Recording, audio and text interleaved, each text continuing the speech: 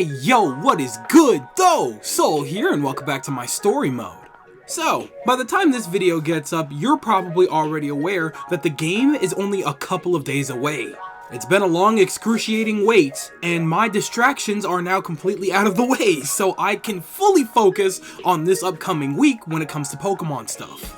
For anybody that's unaware, I will be streaming the entire experience that I have with Pokemon Scarlet and Violet this upcoming Thursday when it releases at 9 p.m. Pacific Standard Time. And then from there on, I'll be streaming from 12 on Saturday to whenever I end, and 12 on Sunday to whenever I finish. And just in case you don't want to miss any of that, don't worry, it's all going to be right here on the channel. So, make sure you subscribe, hit the bell, and I'll be live the whole weekend. Don't miss it. As I'm sure a couple of you can attest, streams over here are a very fun time. It's very chill, very relaxed, and it can get kind of hectic sometimes too. So I think you guys are going to want to tune in for that one. And I may have a couple of surprises waiting for you in stream. Don't worry, I got y'all. So anyway, why don't we go ahead and start hopping back on topic here. You've seen what the title of the video is, so you already know what I'm going to be talking about. What kind of Pokemon team am I trying to run for my first playthrough of Pokemon Scarlet and Violet? I saw a couple of people do this last year with Pokemon Brilliant Diamond and Shining Pearl, as well as even Pokemon Legends, and I was like, damn, that sounds like a lot of fun, because I usually don't really plan it out like that. Originally, I was going to do this about a month ago, but then I decided to wait a little bit just in case they decided to reveal a little bit more about Pokemon, which they did end up doing actually, so I'm glad that I waited. Since we're so close now, being literally a couple of sleeps away, I decided that this would be a good time to go ahead and put out where my thoughts are when it comes to my personal possible Pokemon team for Pokemon Scarlet and Pokemon Violet. This is probably going to be the last time that we talk in particular about the Pokemon themselves, because we did just do that in the last video that we did Pokemon Scarlet and Violet coverage for, so, just saying. So, like any good discussion when it comes to Pokemon, we always gotta talk about the starters. Which one of them am I picking for my journey? When they were first announced, I was almost interested in none of them, to be completely honest with you. You could see my reaction. When I first saw these Pokemon, I was thinking to myself, there's no way that these are real Pokemon. They look fan-made. But then over the course of the year, the more that we saw them and the more that we saw them in action, I was thinking, alright, you know what? They're all pretty cute. After the first couple of months, I was pretty set in stone on picking Sprigatito. However, the more I got to know the other two, the more my interest in Sprigatito declined. I got to know Quaxly, which was the anime duck Pokemon that's shaped kinda like Josuke from JoJo's Bizarre Adventure. And then there's Fuecoco, the goofy little friend-shaped chili. So, thankfully, I am picking up both Pokemon games, which means that I will be able to have a starter for each one. However, for my very first ever playthrough of the game that you guys are going to be seeing on stream, it was a hard decision at first, but I ended up running with Fuecoco. Now, there's actually two reasons that I decided on Fuecoco. One of those reasons is because I thought about it, and for the last 3 generations of Pokemon, the first playthrough that I ever did for any of those games, I picked the grass starters. In X and Y, it was Chespin. Heavily regretted that. In 7th gen, it was Rowlet. I will never regret that. And in 8th gen, it was Grookey. I don't really regret that one either, but over time, I've come to understand that Cinderace is the best of the 3.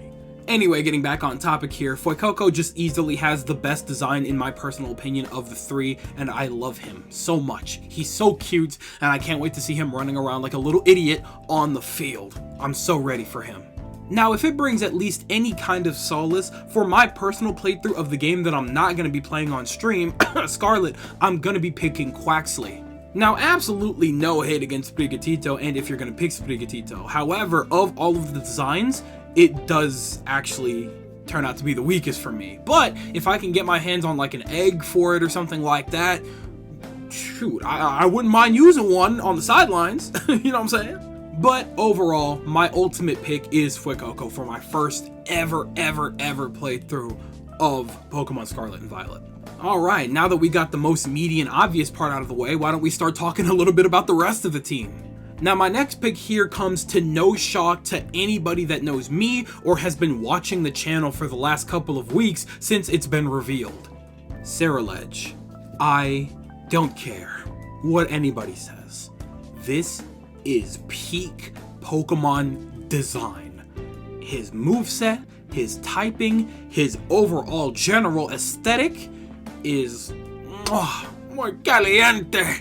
But Soul, didn't you just say that you would have Fuecoco on your main team? Why in the world would you have two fire types on your team? Having both of them in the same place would throw your entire type coverage out of whack. Pull back, homie, pull back. Let me explain. Trust me, I'm a big fan of type coverage as much as the next guy. However, we need to understand something. I have absolutely no idea when I'm gonna be able to get my hands on Ceruledge. Anybody and their mothers could look at this Pokemon and instantly come to the conclusion that this is a late game Pokemon. I can already tell you for a fact that this probably isn't going to be just wandering around on the field. There has to be some kind of event in which we have to progress through to actually get our hands on it. That's just a guess, but I think that's a valid guess. Look at this thing! And with that, I know some of y'all are going to hate me for what I'm about to say, but the moment that I get my hands on Ceruledge, there's a very good chance that Fuecoco, even if I do love his final evolution, is getting boxed. Oh, I could never trust somebody that boxes their starter. I'm leaving. Alright, if that's the prerogative, but you're kind of right about the type coverage thing. I do have a thing about that, and if one is clearly better than the other, I'm not keeping two fire types on my team if I don't need to. At the same time though, we gotta remember, this is all for fun, so at the end of the day, it doesn't really matter, especially because Ceruledge also covers my ghost typing. So hey, who actually knows? If I'm really all that attached to the Fuecoco evolution line, he may just stay on regardless of if Ceruledge is there or not. At the end of the day, the only thing that I'm for certain about is that when I inevitably go to become the champion of this region, Ceruledge is going to be on the final team. No doubt about it. Anyhow, this next pick is definitely one that I had to sit on for a good while, but when I came to the conclusion, I definitely wasn't mad about it, especially after doing a little more looking into him. Fidough. Now there are 3 specific reasons as to why I've decided on Fidough as part of my final potential team. Reason 1, he's a dog.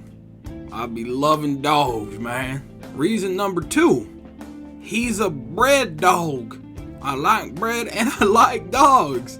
It's that simple. Reason number 3, which is actually my real reasoning, is because he's a fairy type. I'll be completely honest with y'all, in a lot of my years of playing Pokemon, I have yet to truly utilize the full power of a fairy type Pokemon. Fairy typing has improved a lot of Pokemon over the years, like Granbull and Mr. Mime and even Gardevoir and things like that. However, I truly have yet to utilize a brand new Pokemon with the typing. It is still the newest typing of the series, and it's very strong. Once I discovered that Fidough was not a normal typing, but in fact a fairy typing, I was like, you know what? I don't really utilize these that often. Why don't I go ahead and take the opportunity and have something like this on my main team and see what it does for me? Now, of course, obviously this boils down to a temporary thing, only because we don't know what his moveset is going to look like at the end of the day. Hopefully he has a nice enough move pool to justify keeping him on the final team, and his evolution could be something awesome. Maybe he'll evolve into some crazy kind of like Butter Dog or something like that, and maybe introduce a new typing, Fairy something. I don't know what hasn't been mixed yet, but I know that Fairy typing has not been mixed with a lot, so I'm looking forward to see whatever comes of this Pokemon.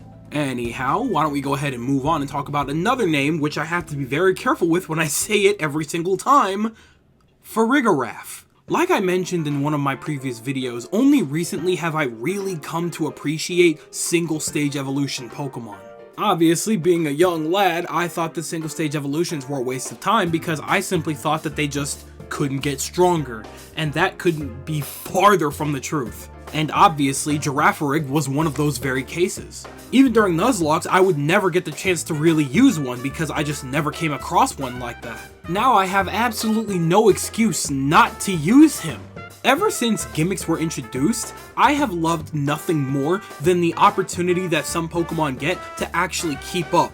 And finally, thankfully, Girafarig has been given that chance. Now, I'm not a huge fan of the fact that it just keeps its basic normal psychic typing. It doesn't really fit its aesthetic, but at the same time, it looks good enough to the point where I still very much want to use it. And now, thanks to the terrestrializing gimmick, I can give it a typing that would definitely help fit its aesthetic and its move pool. I will say, it also has the benefit of the doubt because I love psychic types. It is my favorite special attacking typing, and I am absolutely ready to abuse that once again hopping into this game. Now, my next pick here, definitely a little less obvious than the others. Even personally, I didn't even know if I wanted this thing on my team at first, but after a lot of thinking, I decided I do want Bellibolt on my final team. Now, I know what you're thinking. Soul, how could you possibly have Bellibolt on your team if you're gonna have Shinx on your team? Cause you know that Shinx is in the game, right?